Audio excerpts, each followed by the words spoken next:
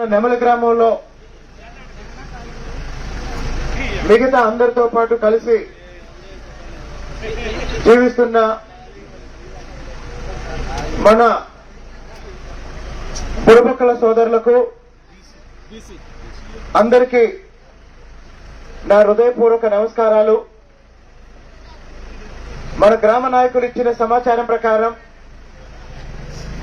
గతంలో మనం నమ్మి అభిమానించి ఓట్లేసి 2 సార్లు ఎంపీగా చేసిన ఇప్పుడు మన పార్టీకి ద్రోహం చేసి జగన్మోహన్ రెడ్డి వైపు వెళ్లిన కేసినేని నాని గారు మన బుడబక్కల కుటుంబాలకు దాదాపు 40 గేదెలు బీసీ కార్పొరేషన్ ద్వారా ఇప్పిస్తానని చెప్పారు. కానీ ఆయన ఇచ్చిన హామీని నెరవేర్చకుండానే తెలుగుదేశం పార్టీని, తెలుగుదేశం పార్టీ కార్యకర్తల్ని, అలాగనే మన బుడబక్కల సోదరులను కూడా మోసం చేసి ఆయన వైఎస్ఆర్సీపీలోకి వెళ్ళిపోయాడు. అయితే గతంలో తెలుగుదేశం పార్టీ అధికారంలో ఉన్నప్పుడు ఎస్సీ కార్పొరేషన్ ద్వారా, బీసీ కార్పొరేషన్ ద్వారా, మైనార్టీ కార్పొరేషన్ ద్వారా, కాపు కార్పొరేషన్ ద్వారా కొన్ని వేల కోట్ల రూపాయల రుణాలు ఇవ్వటం, అందులో భాగంగా చాలా మందికి పాడి పరిశ్రమలో అభివృద్ధిలో భాగంగా గేదెలు ఇవ్వడం జరిగింది.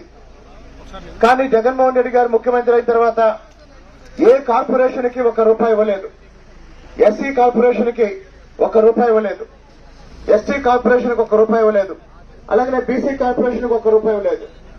కాబట్టి మరో 2 నెలల్లో రాబోతున్న తెలుగుదేశం పార్టీ ప్రభుత్వం, చంద్రబాబు నాయుడు గారు ముఖ్యమంత్రిగా రాబోతున్న ప్రభుత్వంలో తిరువూరు శాసనసభ్యుడిగా మన నెమలి గ్రామంలో ఉన్న మన బుడబక్కల సోదరుల కుటుంబాలకు అందరికీ ఎంతమందికైతే గేదెల అవసరం ఉందో, ఎంతమందికైతే గేదెలను పెంచుకోవడం ద్వారా కుటుంబాన్ని ఆర్థికంగా అభివృద్ధి చేసుకోవాలని ఆలోచిస్తున్నారో వాళ్ళందరికీ బీసీ కార్పొరేషన్ నిధుల ద్వారా గేదెలు ఇప్పించే బాధ్యతని ఈ రోజు నుంచి నేను తీసుకుంటున్నాను.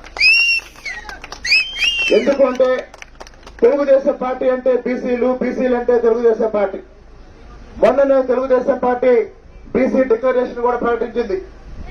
మరి 2 నెలల తర్వాత 50 సంవత్సరాలు నిండిన ప్రతి బీసీకి నెలకి ₹4,000 పెన్షన్ రాబోతుంది. కాబట్టి ఇప్పుడే మన బీసీ కాలనీ సోదరులు కూడా చెప్తున్నారు, మన బీసీ కాలనీలో సరైన రోడ్లు లేవు, డ్రైనేజీ లేదు. కాబట్టి 2 నెలల తర్వాత రాబోయే తెలుగుదేశం ప్రభుత్వంలో, జనసేన బీజేపీ బలపరిచిన తెలుగుదేశం ప్రభుత్వంలో, చంద్రబాబు నాయుడు గారు ముఖ్యమంత్రిగా ఉండే ప్రభుత్వంలో, నేను తిరువూరు శాసనసభ్యుడిగా ఉండే ప్రభుత్వంలో బీసీ కాలనీలో రోడ్లన్నీ వేయిస్తానని, విద్యుత్ దీపాలు ఏర్పాటు చేస్తానని, అలాగే డ్రైనేజీ కూడా నిర్మిస్తానని, బురగజంగాల కాలనీలోనూ బీసీ కాలనీలోనూ అవసరమైన అన్ని మౌలిక సదుపాయాలు ఏర్పాటు చేస్తానని, అలాగే మన బుడబక్కల సోదరులు శ్మశానంలో తమ సొంత డబ్బుతో ఒక శ్మశాన స్థలాన్ని కొనుక్కున్నారు.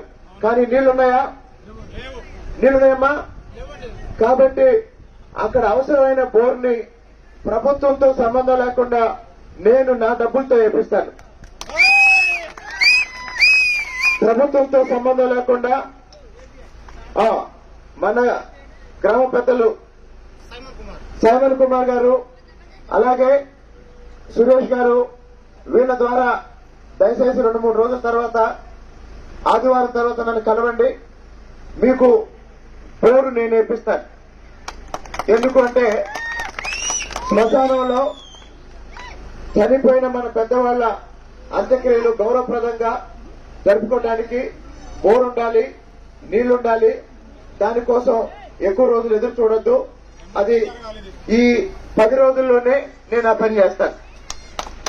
అలాగనే బీసీ సోదరులకు సంబంధించి రోడ్లు, డ్రైనేజీ ప్రతిదీ రాబోయే 2 నెలల తర్వాత ప్రతిదీ మొదలుపెట్టి వీలైనంత త్వరగా పూర్తి చేసి బీసీ కాలనీలు కూడా మిగతా నెమలి గ్రామంలో మిగతా వీధులు, మిగతా కాలనీలు ఎలా అభివృద్ధిలో ఉన్నాయో ఆ విధంగా ముందుకు తీసుకెళ్తామని తెలియజేస్తున్నాను.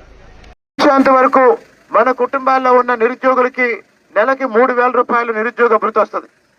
అందరికీ స్కిల్ డెవలప్మెంట్ ద్వారా ఏదో ఒక పని నేర్పి వాళ్ళ నైపుణ్యానికి తగిన విధంగా స్వయం ఉపాధి చూపించి దానికి ఎస్సీ కార్పొరేషన్ ద్వారా, ఇంతకుముందు ఎస్సీ కార్పొరేషన్ ఉండేది, ఇప్పుడు జగన్మోహన్ రెడ్డి వచ్చి దాన్ని 3 ముక్కలు చేశాడు. మాల కార్పొరేషను, మాదిక్ కార్పొరేషను, రెల్లి కార్పొరేషన్. ఇక్కడ మాల కార్పొరేషన్ కి రూపాయి ఇవ్వలేదు, మాదిక్ కార్పొరేషన్ కి రూపాయి ఇవ్వలేదు, రెల్లి కార్పొరేషన్ కూడా రూపాయి ఇవ్వలేదు. కానీ రేపు పొద్దున చంద్రబాబు నాయుడు గారు మాల, మాదిగ, రెల్లి ఈ కులాల ఆర్థిక అభివృద్ధి కోసం ఎస్సీ కార్పొరేషన్ ద్వారా కొన్ని వేల కోట్ల రూపాయలు కేటాయిస్తారు.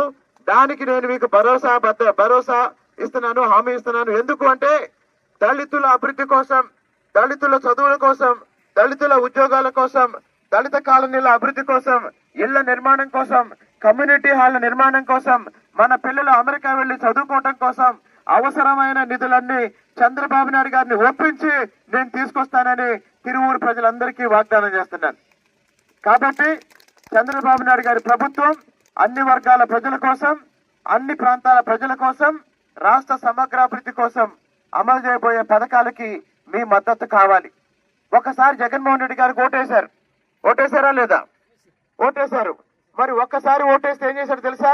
రాజధాని లేకుండా చేశాడు. ఇప్పుడు మీలో ఎవరని చెప్పండి, మన రాష్ట్ర రాజధాని ఏంటమ్మా? మన రాష్ట్ర రాజధాని ఏంటి చెప్పండి? మన రాష్ట్ర రాజధాని ఏంటి? మనకు రాష్ట్రానికి రాజధాని ఉందా? మరి రాజధాని లేనప్పుడు కంపెనీలు ఎక్కడికి వస్తాయి? కంపెనీలు లేనప్పుడు ఉద్యోగాలు ఎలా వస్తాయి? కాబట్టి ఈ రోజు మీ ఇంట్లో చదువుకున్న పిల్లలకు ఉద్యోగం లేదంటే కారణం జగన్మోహన్ రెడ్డి. చదువుకున్న పిల్లలకు ఉద్యోగం లేదంటే కారణం అమరావతిని ఆపేసి రాజధాని లేని రాష్ట్రంగా మార్చాడు. కాబట్టి రేపు చంద్రబాబు నాయుడు గారు ముఖ్యమంత్రిగా, చంద్రబాబు నాయుడు, నారా చంద్రబాబు నాయుడు అనే ముఖ్యమంత్రిగా ప్రమాణ స్వీకారం చేసిన క్షణం నుండి అమరావతి నిర్మాణం పరిగెత్తింది.